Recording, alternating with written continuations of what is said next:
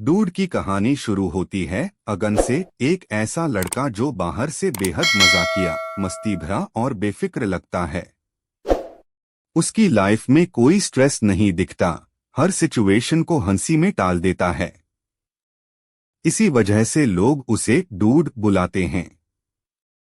लेकिन इस बेफिक्री के पीछे अगन अपनी पिछली रिलेशनशिप के दर्द को छुपाए हुए है, जिसे वो मानता नहीं लेकिन महसूस हर दिन करता है।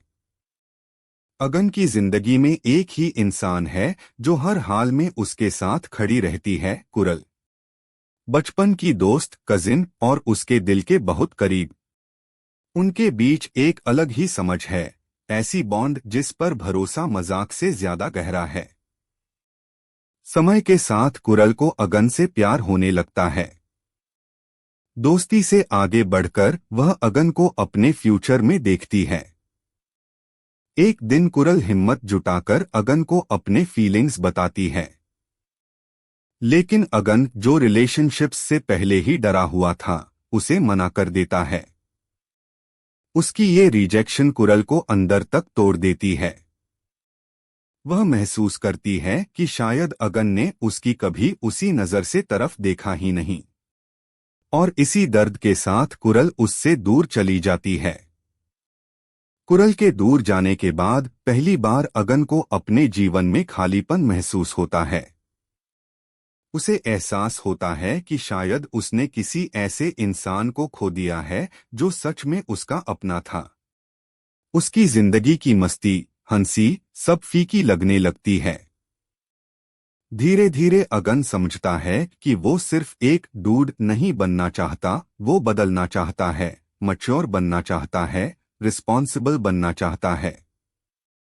और सबसे जरूरी, वह कुरल की तरफ अपने दिल में चल रही फीलिंग्स को अब अनदेखा नहीं कर पा रहा। कहानी का बड़ा मोड़ तब आता है जब उसे पता चलता है कि कुरल एक बहुत कठिन इमोशनल फेज से गुजर रही है। वह प्री मैरिज प्रेग्नेंट है और बहुत बड़े सामाजिक दबाव में है। परिवार, समाज, लोगों की बातें सब उसे डराती हैं। इस समय अगन का असली बदलाव दिखता है। वह कुरल की जिंदगी में वापस लौटकर उसके साथ खड़ा होने का फैसला करता है। वह उस बच्चे की जिम्मेदारी लेने की बात करता है, बिना किसी झिझक के। यहीं अगन का डूड वाला एटीट्यूड पूरी तरह बदल जाता है। अब वह एक ऐसा इंसान बन चुका है जो सिर्फ मजाक में बात नहीं करता, बल्कि गंभीर फैसले ले सकता है। जो किसी के लिए खड़ा हो सकता है, सहारा बन सकता है और मुश्किल समय में भी पीछे नहीं हटता। फिल्म के क्लाइमैक्स में कहानी सिर्फ पर्सनल रिलेशनशिप तक नहीं रहती। यह समाज की एक बड़ी समस्या, ऑनर किलिंग, को भी सामने लाती है। यह दिखाया जाता है कि कैसे आज भी लोगों की चॉइसेस, उनकी मोहब्बत, उनकी जिंदगी समाज के दकियानुसी सोच की वजह से खतरे में पड़ सकती है। यह हिस्सा फिल्म को और भी गहरा और मीनिंगफुल बना देता है।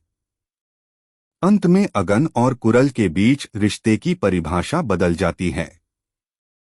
अब वह सिर्फ एक रोमांटिक रिलेशनशिप नहीं रहता।